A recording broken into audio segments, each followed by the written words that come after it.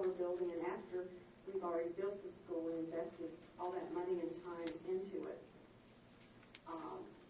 Once we have some long-term test results, then I would be more comfortable putting students here for STEM Academy.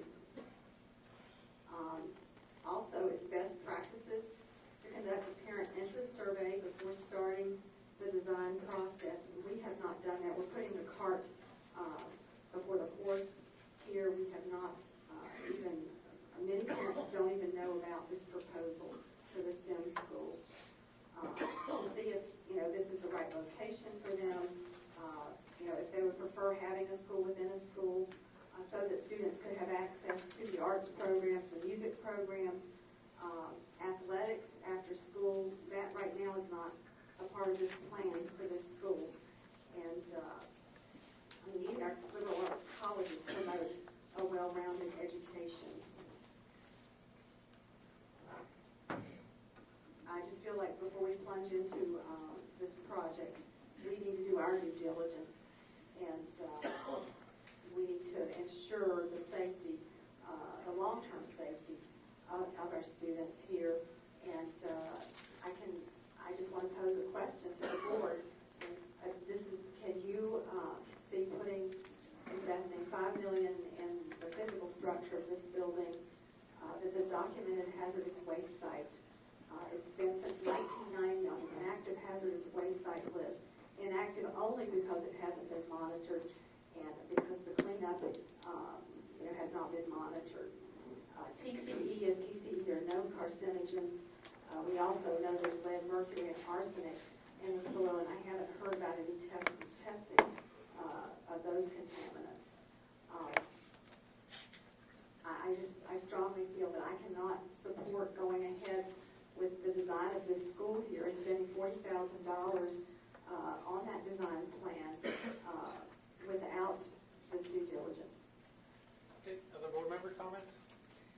Mr. Chairman, I have some questions, and I'm not real sure to whom I address them. Let's start with Dr. Baldwin. Dr. Baldwin, Ms. Baldwin, talked about having or the possibility of setting up schools within the schools in our 6 high schools. With the expenditure of money, and I'm not real sure what I'm going to call this, the level or of technology that we would have to purchase to have a STEM high school, in the event that we did look at do schools within the schools in our 6 high schools, would the level of technology be lessened because of the expense of doing it 6 times as opposed to 1? I guess level's not a good word. I spoke about this during the work session, and I began the whole presentation by saying that the whole concept of the STEM high school is so different than what we're currently experience when we walk in those regular high schools. It's all about a full integration of all courses inside the building. It's about technology. It's about state-of-the-art technology. It's about one-to-one initiatives. It's about, and this is a tremendous key, it's about inviting UNC Asheville in the building. It's inviting AD Tech, Western Carolina, Mars Hill with a tremendous biotech program, by the way. It's inviting NC State because UNCA hosts an engineering program. It's about bringing those individuals into that building so that students may access it. Clearly, what we've presented, what we strongly recommend, is that central location. And I guess to simply put it so that it's best understood, I think it would be an incredible mistake. We have an opportunity in this school system. In fact, I think one speaker talked about this. We can truly take our school system far into the 21st century because it is about STEM. It is about giving our kids this opportunity. Let's do not water down the quality of program that we just presented to you over 2.5 hours in that presentation. If you want to take small aspects of that and put it in each of our high schools, in my opinion, it's watering down the quality of program that could be provided to allow our students the opportunity to have careers unimaginable right now. So that's a very simplistic answer, Ms. Franklin, but that's my opinion. I think that opinion is shared by our instructional team. And again, very respectfully, I think we're all here about respect.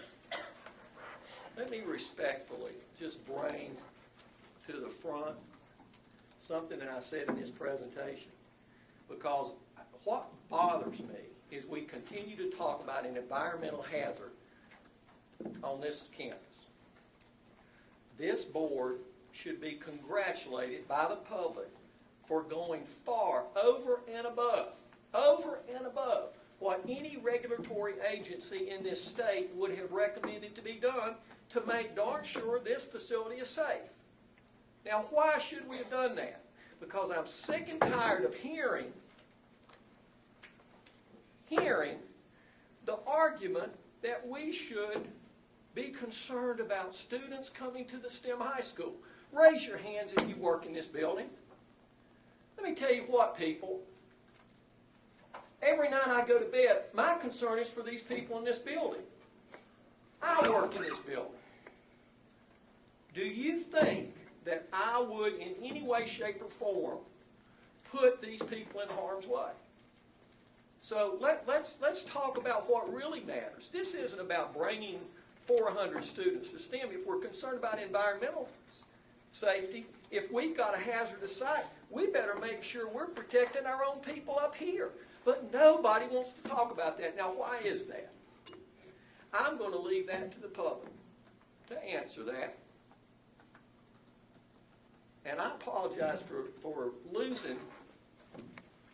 becoming a little emotional about this, but I'm sick and tired of hearing it. We want to talk about the environmental safety, but yet we don't want to talk about the people working in the building that we're concerned about. Ms. Franklin, did you have any? You said you had one question. I do. Thank you, Dr. Baldwin. So along with this technology and the level of technology that we would buy, there is also merit for the students to be able to interact and work with a professional that has skills beyond what we have. Is that true? This is all about partnerships. This is why when we began this process, we had over 30 members of a planning committee. A portion of those, a high percentage, came from two particular camps. They came from our college and universities. You've heard some of them speak tonight. To give our kids opportunities in the areas of science, technology, math, and engineering. Opportunities to get advanced level courses, rigor, college credits. That is a key. And by the way, we are not reinventing the wheel. So when we talk about going out and getting stakeholder input about what it looks like, we got to understand there is clearly a blueprint that was developed over a year ago by the Board of Education, State Board of Education, North Carolina. Why? Because one of the top two priorities in this state from an education standpoint, and this is, by the way, this is bipartisan, is the importance of STEM, not only to this state, but to this country. That is etched in stone, people. The other partnership is with businesses. That was the other camp. We brought business leaders in this local community here. Why? Because when a student walks in this program, in this building, we want to be guaranteeing them that they have opportunities to work, experience out in the field. If it's engineering, they're working in an advanced manufacturing area in an internship at some point in time. They have summer opportunities for paid apprenticeships. This is at the core of what makes STEM special. Now, can we duplicate this out in our high schools? I would love to wave a magic wand and say absolutely, because I do believe it's important that every one of our 25,600 students in this school system have that opportunity. But we have to start somewhere. And my plea to this board is when we start, let's start with the highest quality program that we can, because our kids not only deserve something better, they deserve the best that we possibly can provide. Here, here. All right.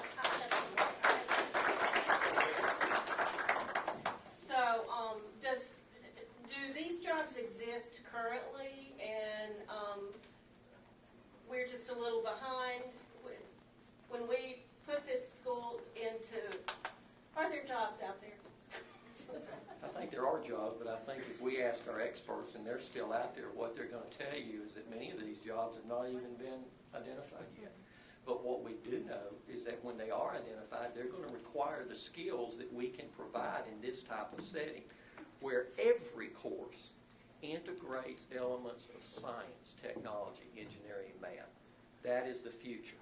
And in fact, I showed the board a number of statistics that clearly show over the next 10-year span what you're going to see in terms of opportunities in those areas.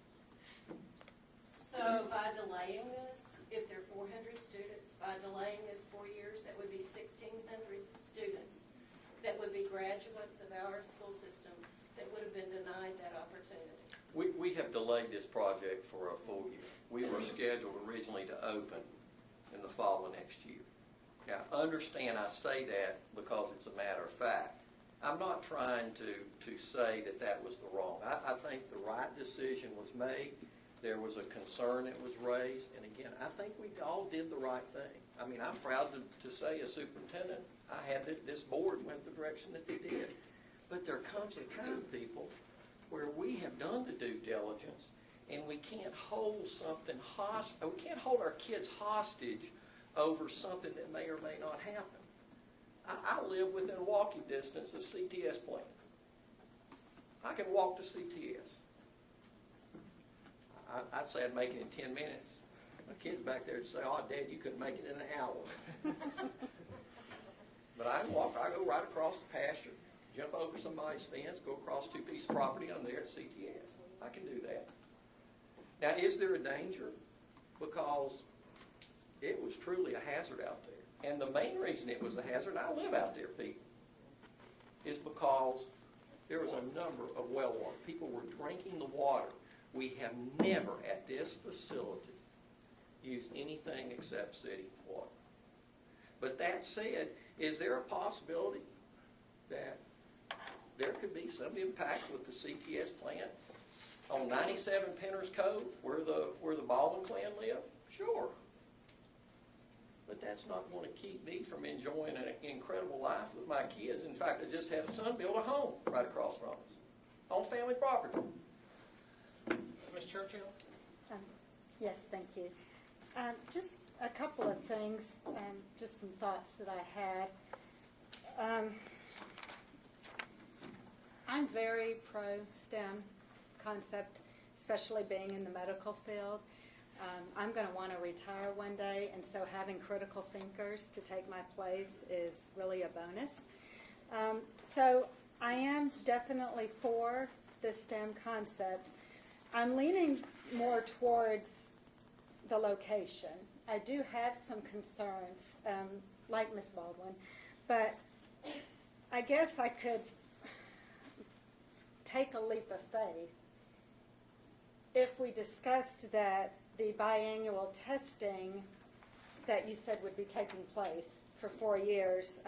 Doing a little here, it looks like you were talking about doing one in, I guess, January, February, and then looking at our timeline for when we would break ground, so to speak, looks like that would be the end of June, first part of July. Would it be something that the board would consider that we go ahead as planned, with the understanding that if anything shows up with that second testing, that we at that time pull back. And it's my understanding that prior to that, basically what we will have lost is the $40,000 design fee, I guess, and manpower, employee hours to look at it. The other thing that I would like to see us do, if we do go forward with this, is, because one of my concerns was, as Ms. Baldwin had said, I feel like there should have been more parent involvement on the advisory committee. I myself would have loved to have been part of that.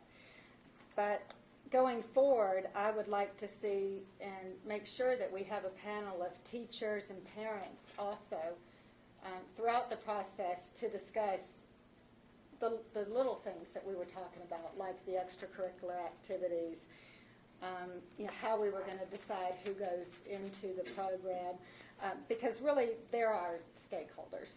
And now that I've said that, I think we should also consider some students to be part of that process. So, and also just one other question. I'm sorry, I'm rambling on here, but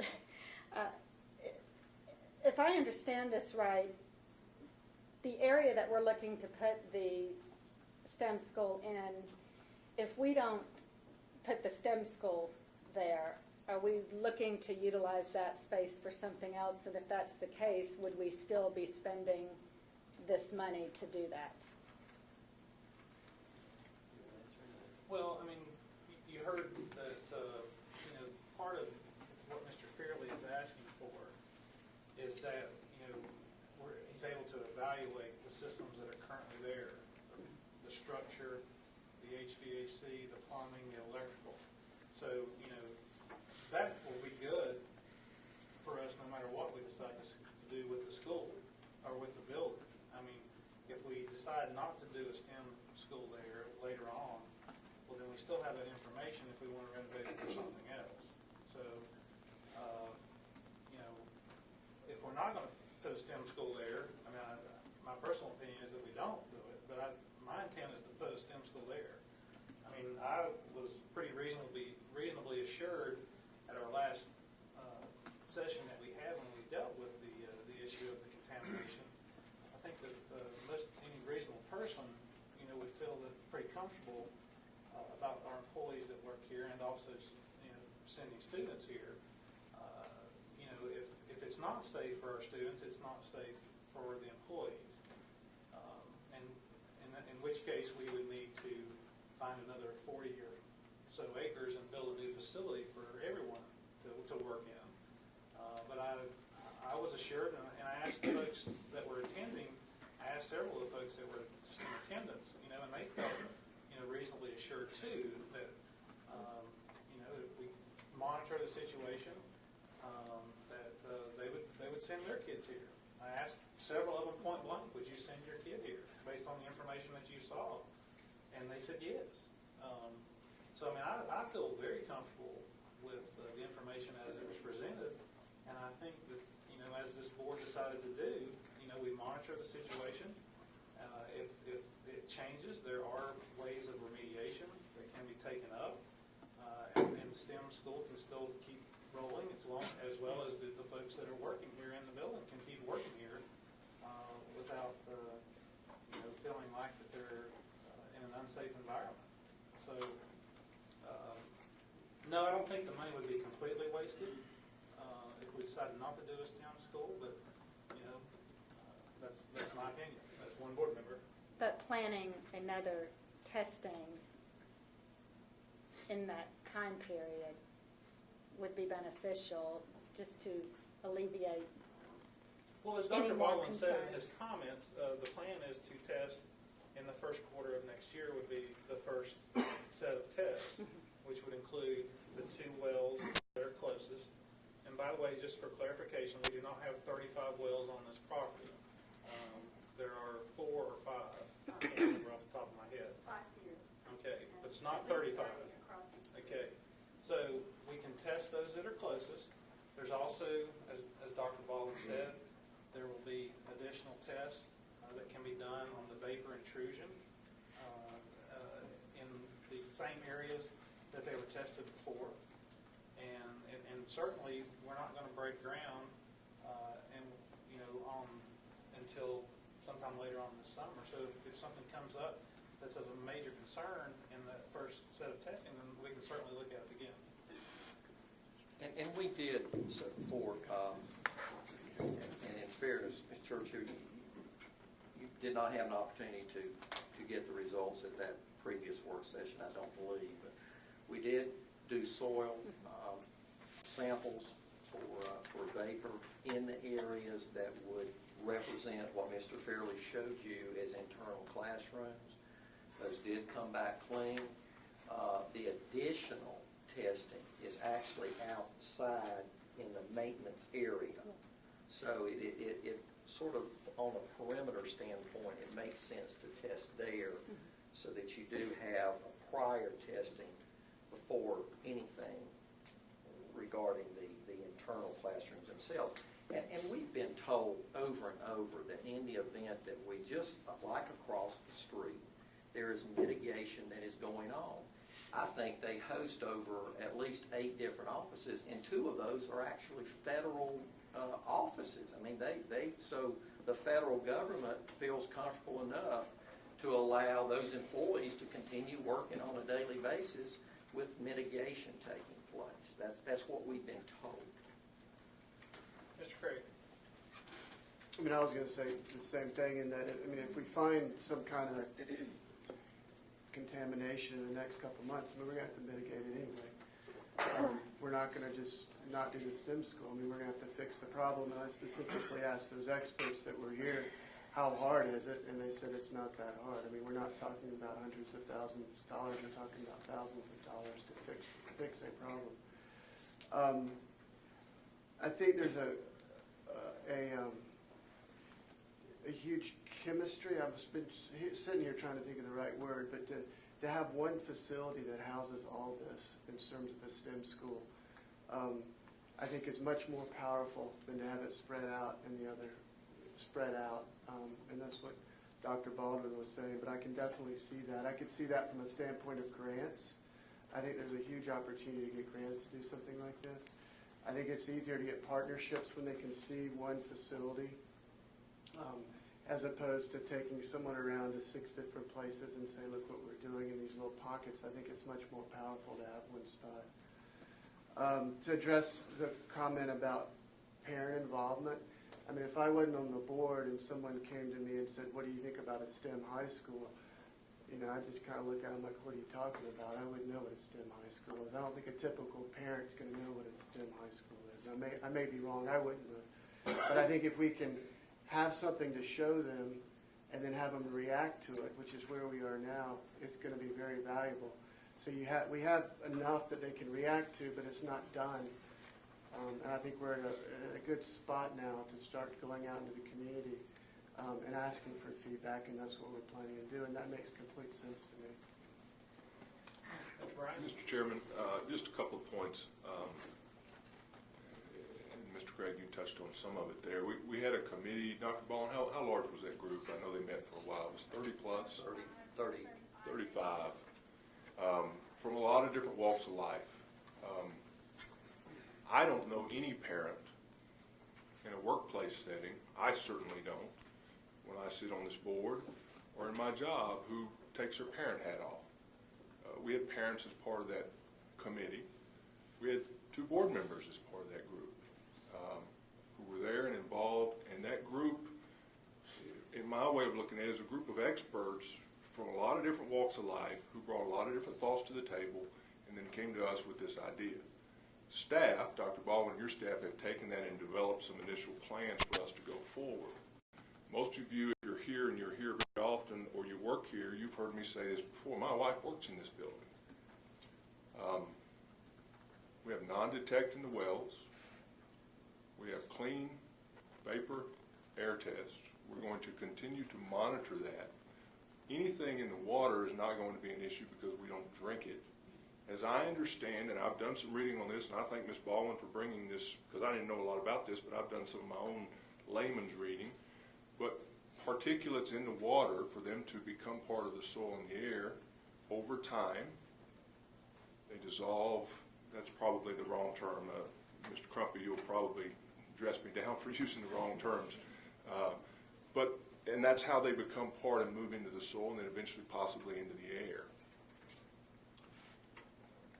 We don't have anything in the water right now. The water has showed up as non-detect. Whether we were drinking or not, it's showing up as non-detect in the wells nearest our building. The wells that do have some problems are between 900 and 1,000 feet away. But next to our building, we don't have that. I'm not in support of tabling this issue. I think Mr. Smart said it tonight in reference to another issue. We're elected here and sent here by the people in the community to make decisions. We have discussed and debated this for a long time. Regardless of what we decide to do, I think we need to make a decision tonight that we're going forward with it or we're not. I personally am in support of it. I'll be voting to support the STEM High School and the concept and the ideas that have been presented to us, not only today but at other times. And I'm quite comfortable that the building is safe for future students as well as the current people who work here on a daily basis. Thank you. Yes, I'd like to respond. Mr. West, did you have something you'd like to say first? No, go ahead. Okay, Ms. Ball. Yes, I wanted to respond to some of these comments.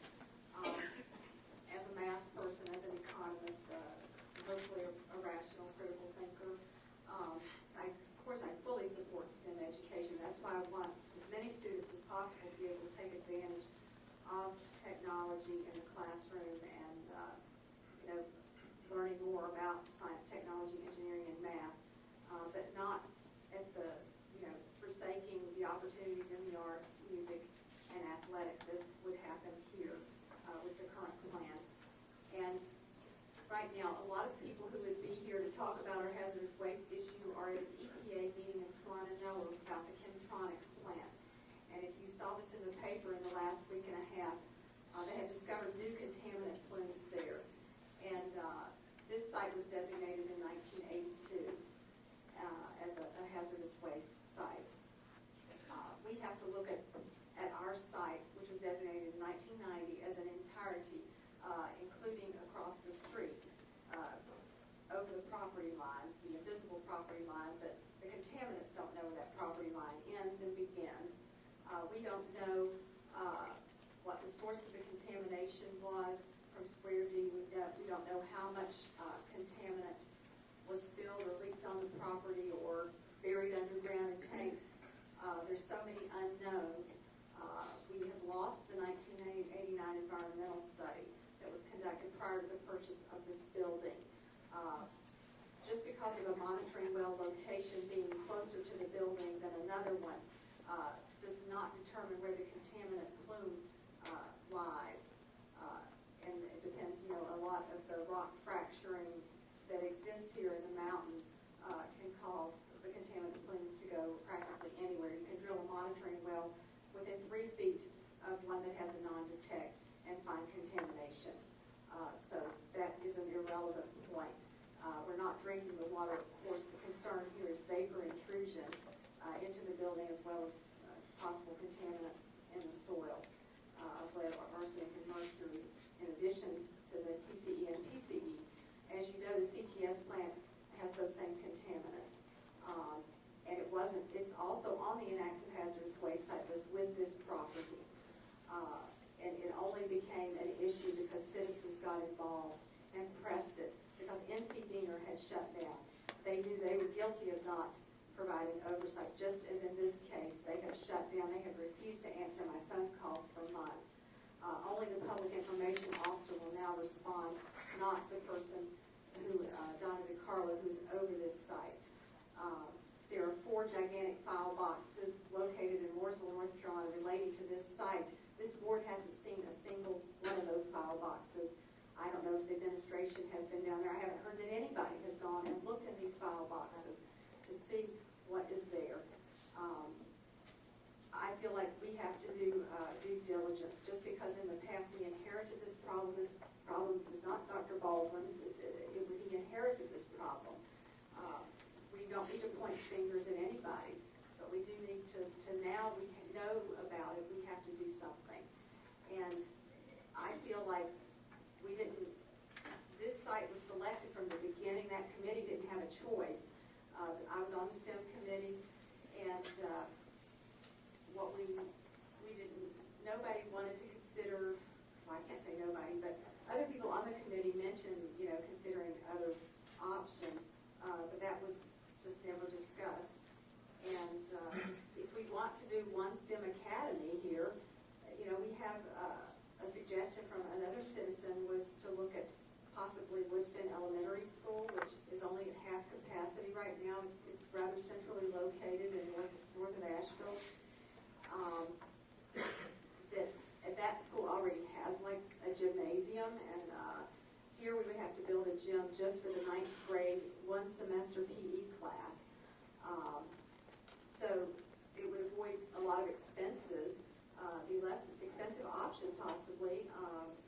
Redrawing attendance lines is a regular practice in other districts, and here I don't know historically that we've ever redrawn attendance lines other than when schools were consolidated. But normally it's a regular practice to balance your schools so we can offer equal a little off opportunity subject there. for all students. Okay, I apologize. But I'm just saying, the reason I made a motion to table this is because we haven't looked at other options that aren't on the documented hazardous waste site that might be less expensive and might actually be more suitable for students, where they could participate in music and art programs, just like the SILSA program at Asheville High School, which has received recognition for the excellent program they have there at the Science and Life Inquiry School. It is a STEM school. It's the only STEM school in Western North Carolina right now at this point. It is a school within a school. I would love for us to go visit it, and it is just down the street. Before we make a big decision like this, one of my big things from the beginning was equal opportunities for all students, and having a school within a school at all of our schools is not downgrading the program at all. In fact, it's lifting it up. It's inviting as many as 36% of our high school students potentially, as opposed to 6%, to be able to have this opportunity. All right, all in favor of table? Go ahead, I'm sorry. I'll make sure you got just the main. All in favor of tabling the motion, please signify by saying aye. Aye. All opposed? Aye. Okay. So do we have a motion to approve the STEM high school preliminary design? Mr. Chairman, I'd be proud to make that motion. Is there a second? I'd be proud to second it. Okay. I'm afraid to ask if there's any more discussion, but I think we've discussed it pretty well. But I Ms. actually Churchill, just, go right I'm ahead. sorry, just to clarify, it'll just help me. Okay. What we are voting on tonight is going ahead with the $40,000 That's correct. design. And the plan is still to do another testing prior to the groundbreaking, correct? That's correct. Okay. Well, and I would add to that, if it's okay, Mr. Chairman, we just did this testing. Yes.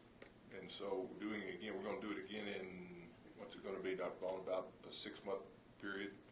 Wasn't it October? No. What month? It was August. Probably. August, and if you do it again in February, you're looking at about a 6 months. So this won't be the first time that that's been done. It'll be the second time that that's And then been if done. you And the did next one in one. January. And that'll be sometime in the first quarter. Right. Correct. And groundbreaking, Mr. Fairley, can you just help me with when would the actual, if we proceeded with this regarding your design, when would the first groundbreaking take place? I believe it's Let's say August. July, August? the board, Okay. August or somewhere in This summer. Next summer. Yeah, well, So essentially, we're looking at 2 more tests then, prior to breaking, if I'm understanding that right. all right, any other discussion? I guess, I know, I want to talk this out too. I mean, I can see Ms. Churchill's point in spending the $40,000, to get this thing going and off the ground. And I'm trying to think of a way possibly to amend this motion to recognize that. I think it's pretty well documented. Well, I guess I'm still concerned. I mean, $40,000 is a significant amount of money to invest.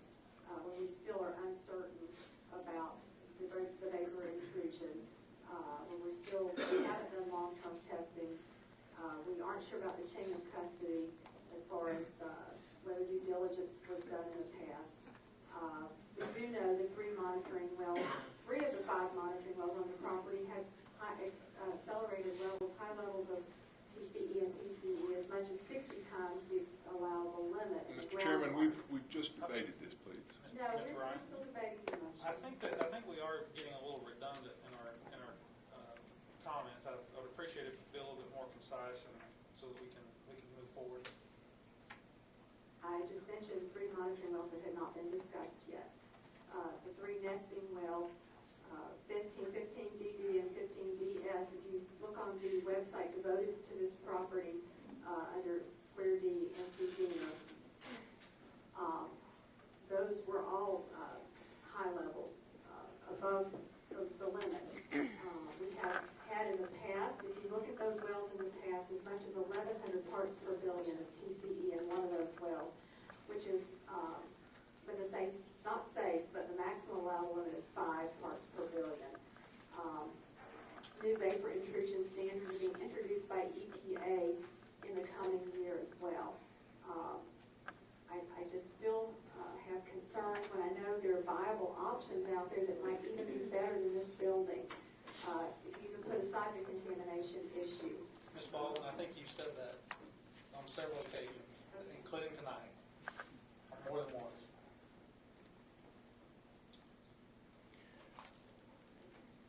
Mr. Chairman, I would ask if we vote. All right. All in favor of the STEM high school preliminary design going forward, please signify by saying aye. Aye. Any opposed? Aye. Okay.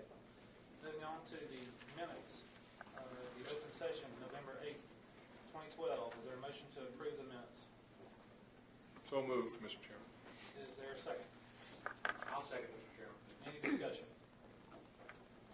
All in favor, please signify by saying aye. Aye. Any opposed?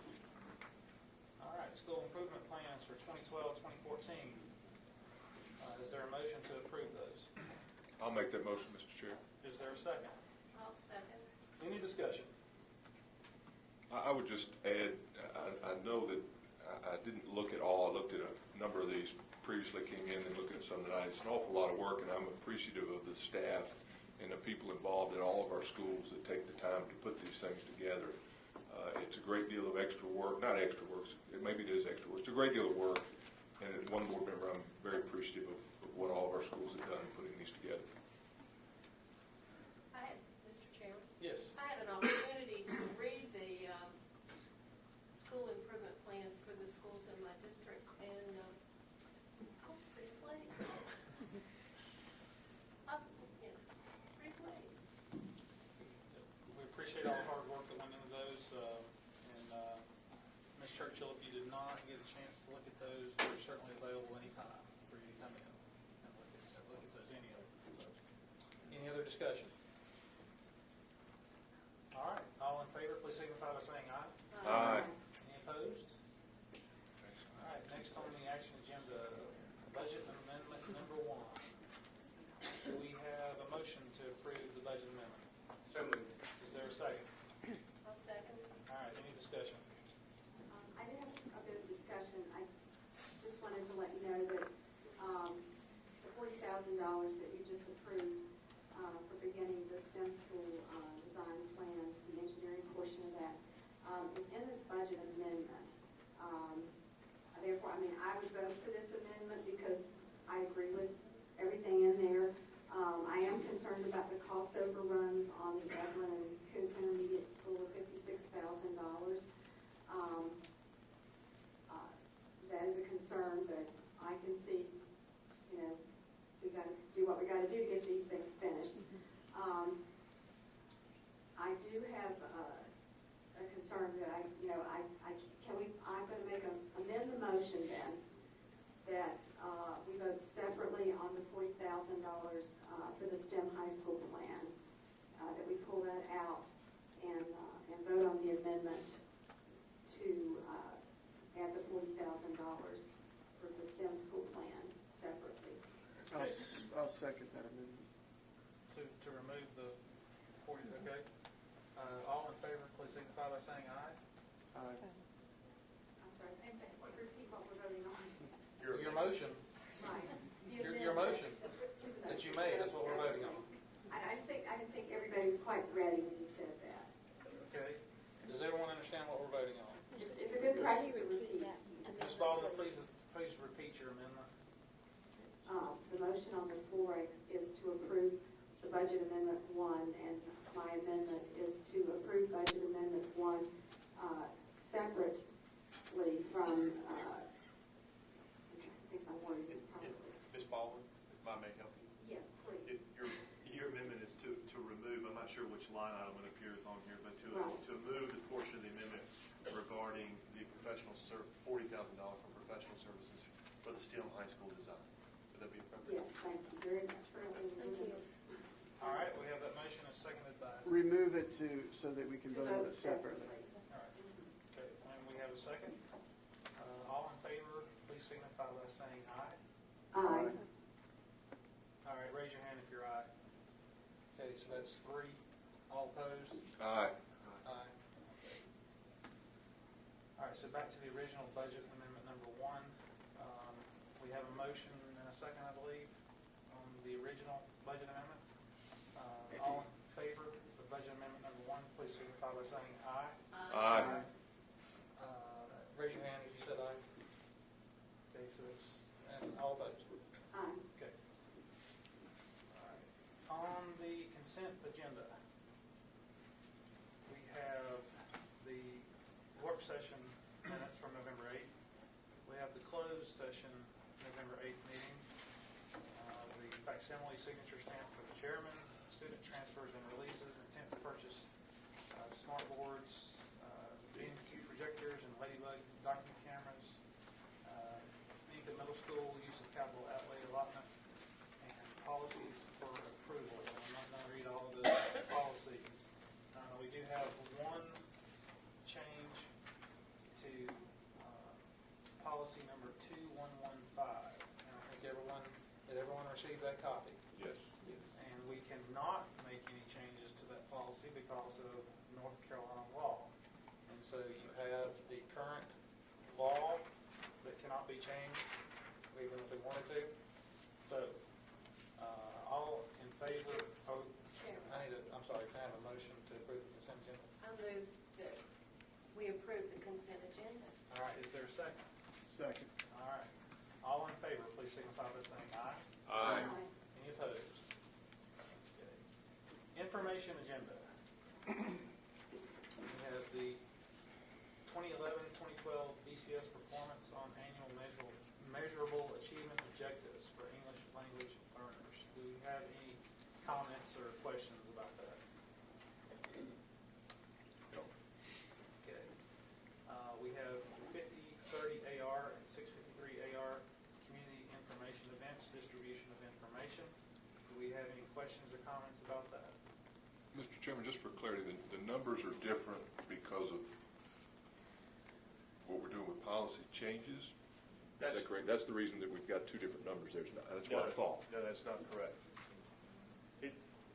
I think that might have been how it was interpreted by the staff, but originally when 653 AR was written, Right. it is not only written as a regulation to go to couple 653, but also to couple policy 530, which is the community facility use Which is policy. 5030. Which is, it's really 530. Or 503. There's a misprint right there. So it couples 2 different policies as an administrative regulation. Okay. Does that make sense? I understand it, but the numbers was what I was just trying to get clear on. Yeah. Yeah, okay. So 530. That was the number that Mr. Donovan assigned to that 50/30? policy. Yes, He did assign that. he did. Mr. Donovan did that. It will become 50/30 in the future. Exactly. Yeah. But right now it's 5/30. Yeah. Okay. Fine. Can I comment? Yes. So we're- Questions or comments? All right, so we're not going to vote on this, just so the audience knows. It's a regulation that the superintendent's put in place, so we're not going to be voting on it.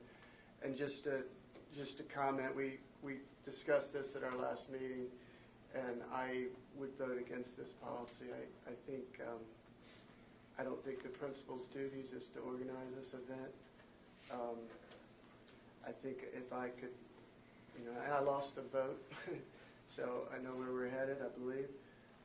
But I would have the facility open to the public, and the public, if they decide to have a meeting and wanted to have a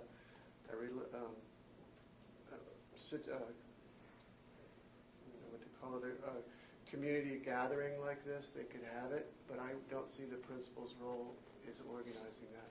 So I just wanted to let you all know that. Any other questions or comments? All right, moving on to Series 2000 Board Operations. Does anybody have any questions or comments about any of those at this time? You did have a chance, we did went over these in the work session, and we did pull a couple that we're probably going to discuss a little bit further as a committee, and we'll be getting back to the board with those proposals.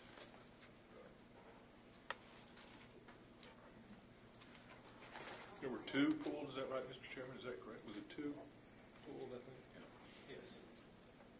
I did have a question about policy 2340, parliamentary procedures. Maybe I could every time pull that up real quick.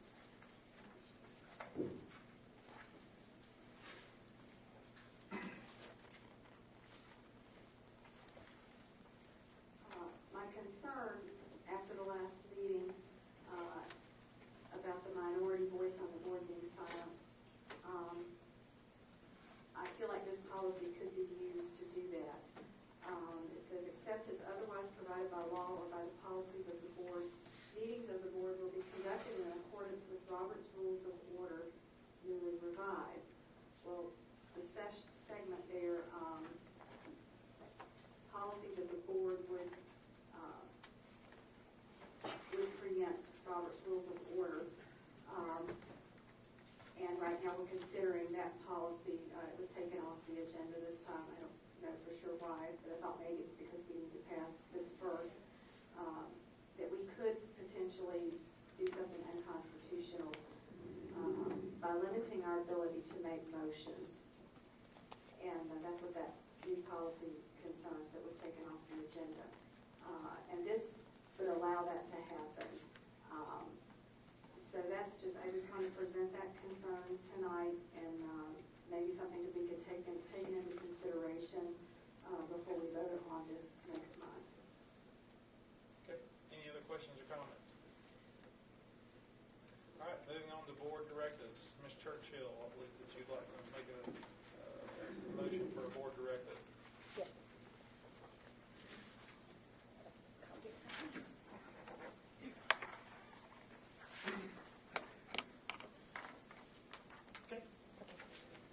I move that we develop a plan to broadcast monthly Board of Education meetings to include doing a cost analysis, looking at using resources we currently have, and a timeline to implement the new policy of broadcasting board meetings. Okay. And you're making that as a board directive for the administration to research this and get back to us at a later date? Correct. All right, is there a second? I'll second that motion. Okay, any discussion? Mr. Chairman, I won't support this. We've had this brought to us before. We've discussed it. We've debated it.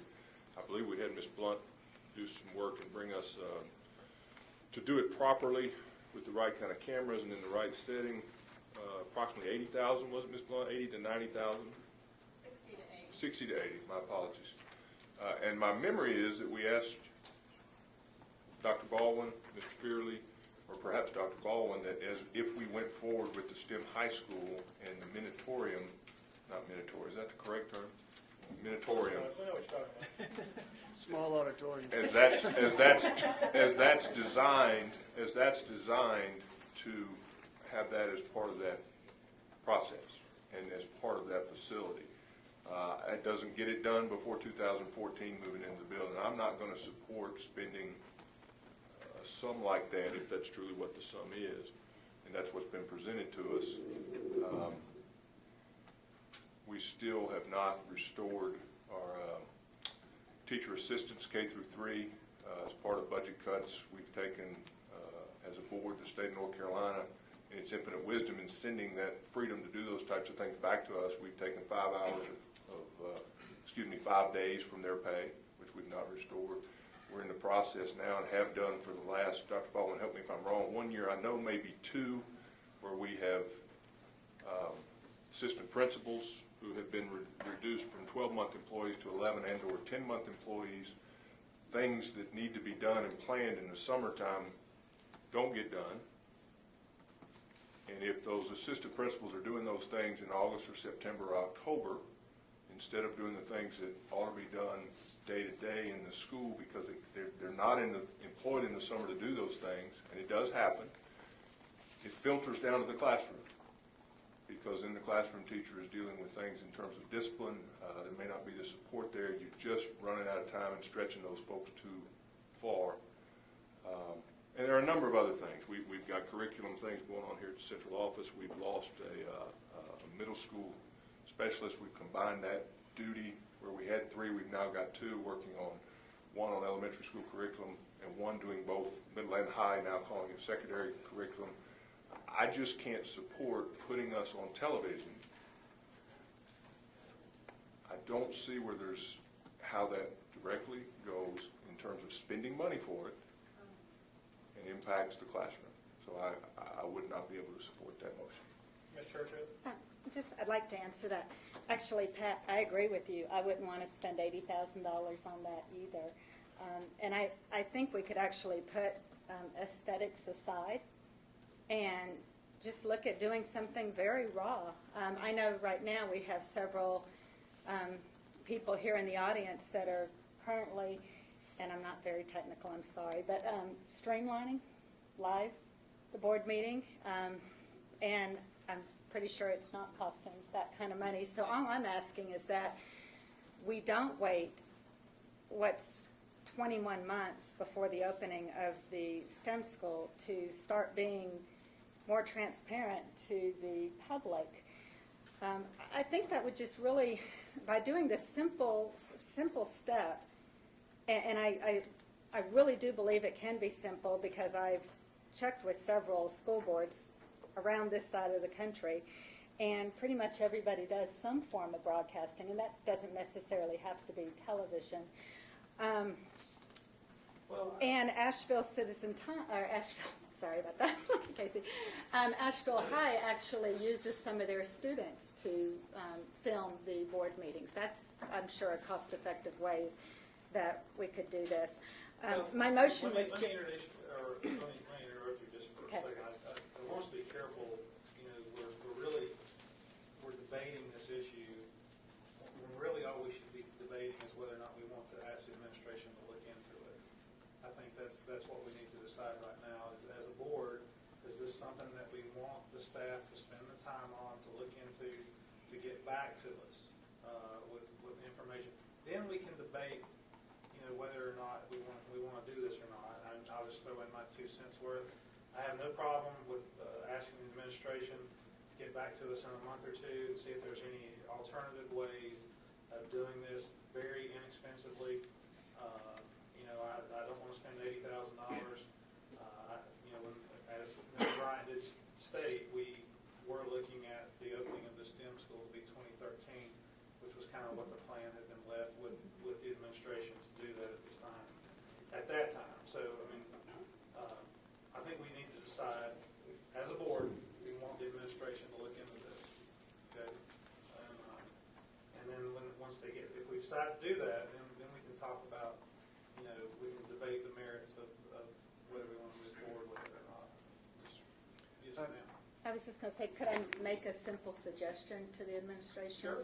And this might even clear up a lot of things. Is it possible to put a link on the website where a citizen who has the opportunity to do the live stream, would it be something that the public could be directed to go to if they chose to preview it?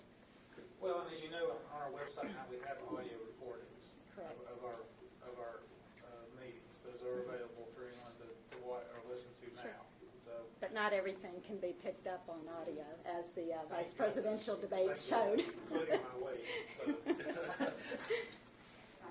And I just wanted to mention, I know one county, Alamance County, is using EduVision, and that's internet broadcasting.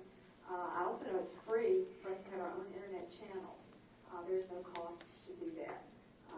And if you have any suggestions like that, if we approve that, send those to Dr. Baldwin and Ms. Blunt.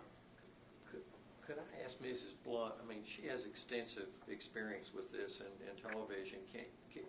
Could I ask her just to make some brief comments regarding the issue? Does anyone object?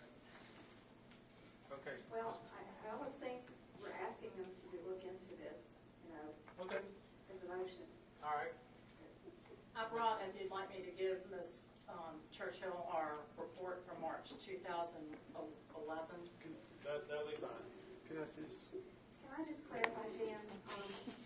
I believe you told me the numbers on here were something that the county had gotten as an estimate. Is that correct?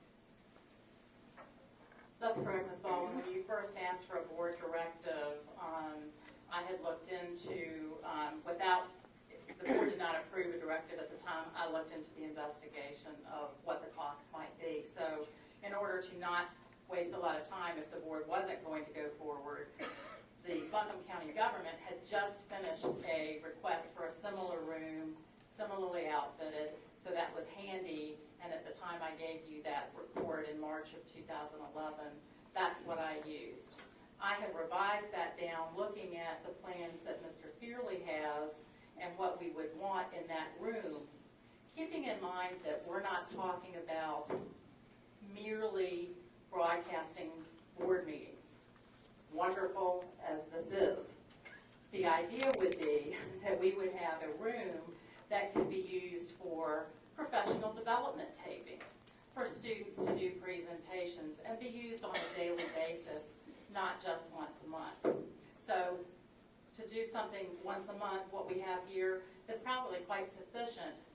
It's not really sufficient for us as a school board or city government to do.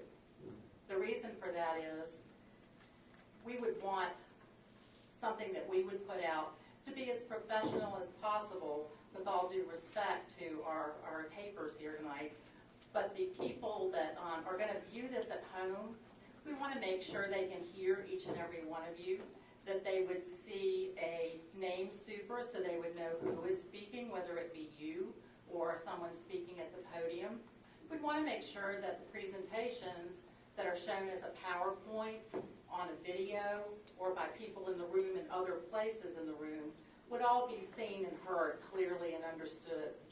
So for that reason, when you see a municipal taping, when you see a school board taping, you're seeing something that regardless of the venue, and that's what Ms. Baldwin's referring to when she talks about EduVision. We can go on YouTube, we can go on EduVision. That's really not the issue. The issue is, what does it look like when it gets there? And if a public entity creates something, it needs to have sensitivity to people who are watching, whether they're disabled, whether they have other needs, again, to see exactly who's speaking, etc. So for that reason, you want to make sure that your equipment is professional, that you have the ability to do all those things I just mentioned. One other clarification, you all had asked about the URTV equipment that was at the city of Asheville. I have called them yet again. It's about my 6th phone call to them. They have distributed within the city of Asheville most of that equipment. Whatever is left is going to be put up for their surplus auction, probably in first quarter. But she cautioned me by saying that hardly anything is left, probably not much that would be usable, and that's probably true. But it would make a lot of sense to integrate it in the monitorium that Mr. Feely has designed. In the meantime, you can certainly decide to follow the other recommendation from March 2011, which is to rent equipment. Have actually the Asheville City people come in with their van. The cost would be $1,000 a month. That's for 2 hours, so you'll need to shorten your meetings or pay a little more. But you certainly have that option as well. Okay. Any other questions or discussion? Well, I would just like to say that I think Ms. Blunt just made the case for us making our own videos, because if we don't want, right now what's happening is the amateur videos are being posted online and live streamed. We want, what she said about bringing it up to that level where everybody's audible, or possibly we have identifying information on there as to who's speaking. It seems to me that we would want that quality out there. All in favor of asking the administration to look into this further, please signify by saying aye. Aye. Everybody raise your hand if you said aye. Okay, all opposed? Aye. Okay, 4-3.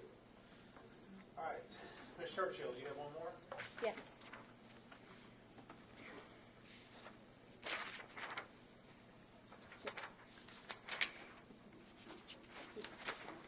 I know my job.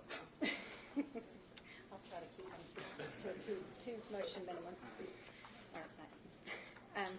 I move that we set aside one day each month to have a board work session approximately 2 weeks prior to the monthly board meeting. Okay, is there a second? I'll second that.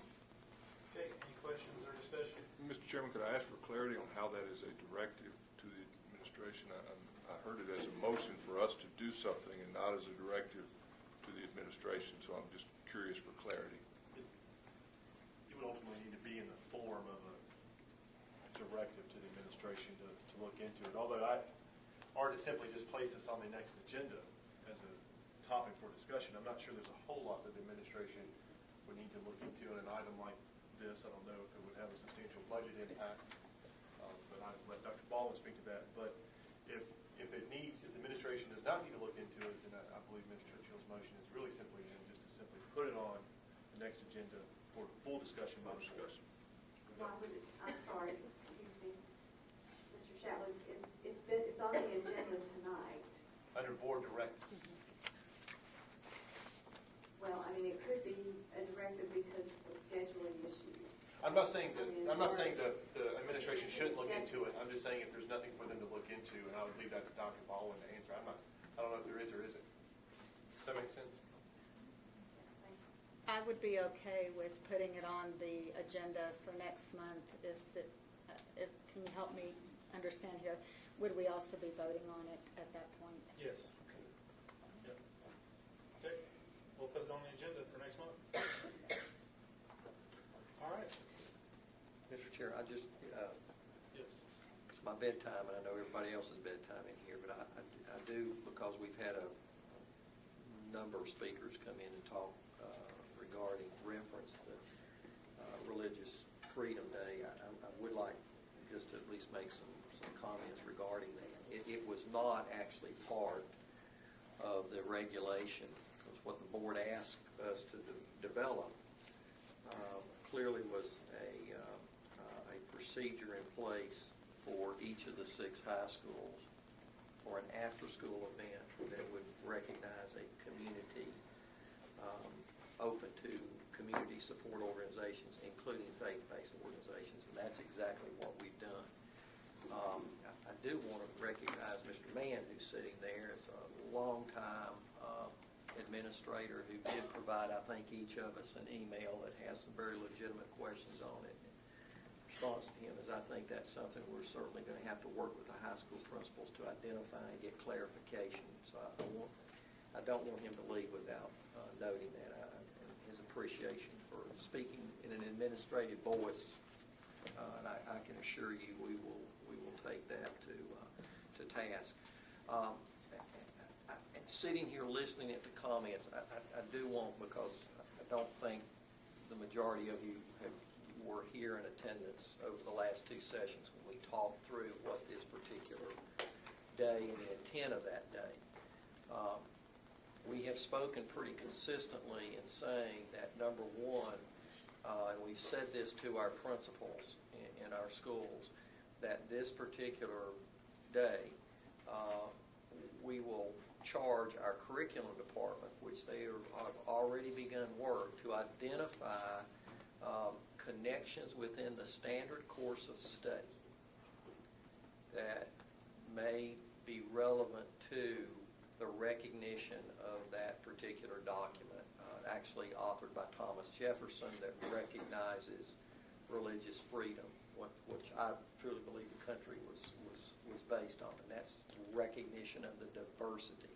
But we also talked about K-12, and I think, and I have had a very proud of the faith-based committee that we put in front, because it is a diversity of faith, and I think to a person, Mrs. Blunt's 3-minute video that I think we have shown across this school system, I think everyone locked arms and said, this is truly a quality opportunity to address the need to be respectful of diversity. And it included both faiths and those that opted for no faith. It's stated very clearly in that video. In our discussions, that was at the core of what we wanted to present on that particular day. At the elementary level, we have what's in place, positive behavior support, and at the core of that is a respect for diversity, especially recognizing that religious beliefs are no faith to bullying type activities that occur out in our schools. And so again, we felt that this would be an opportunity that we could recognize this, but all falling within the parameters of our curriculum that's established and that's available for any person in the public to look at. So I wanted that clarification, and I can assure you after hearing, because we heard some very passionate comments, both pro and con, that again, we're going to take this, I as superintendent will take this back to that curriculum team to determine, do we truly have in place what meets the parameters of not only the law, but meets the parameter of what is in our curriculum, our standard course of study. And that does include, by the way, character education, but the intent is not to promote certainly any type of individual religion or non-religion. It is to recognize that there is a true diversity. That was the intent, and I think the board would agree. That's what we've consistently communicated about that particular day. It just so happened that in looking across the board, that has been recognized by presidents since I think 1996 and endorsed by presidents as a national day. So I'm trying to identify that particular day. But I felt like I needed to say that because a number of these individuals are still here, and so they persevered through our 3-hour session. But I want them to understand the purpose behind that was certainly not to endorse any one particular religion whatsoever. Can I add something to that, Yes. Mr. Chairman? Yes. And also to add additional what Dr. Baldwin was just discussing, 653 AR, one of the other reasons why we paired it with Policy 530 as well as Policy 653 is just to kind of take it out of the realm of religion in general. And it's a community, it is meant to be, and I think at least in my mind, Dr. Baldwin's mind, and from what I understand occurred at the last meeting, it is supposed to be an event for organizations that help families and kids to be able to provide an opportunity of their, of their service to those families and kids that attend. We don't require any students to attend, and I'm not saying this to sway anybody's opinion in the audience, certainly, but I just want to make sure it's on the record exactly what it is. But the YMCA could be there, Parks and Rec could be there, any kind of organizations, Evelyn Charities could be there, and I do think for these events to be successful, you will need non-religious as well as religious organizations that provide opportunities for young people and their families to be there. So I just want to make sure everybody is aware that it's certainly not just a time where we let churches or other faith-based organizations come into the school gym and pass out literature. I mean, it is supposed to really be, I guess in a utopian sense, an ideal for anybody in the community who is for helping families to be able to provide information about their services. Our next month because of the holidays and the way things are scheduled, it works a little bit easier on everyone to delay that by 1 week. It's coming directly off of break. We have a motion to adjourn. So moved. All in favor, stand up, please. Aye. We'll do so. Mr. Churchill, I'm curious. Yes. How does putting us on television make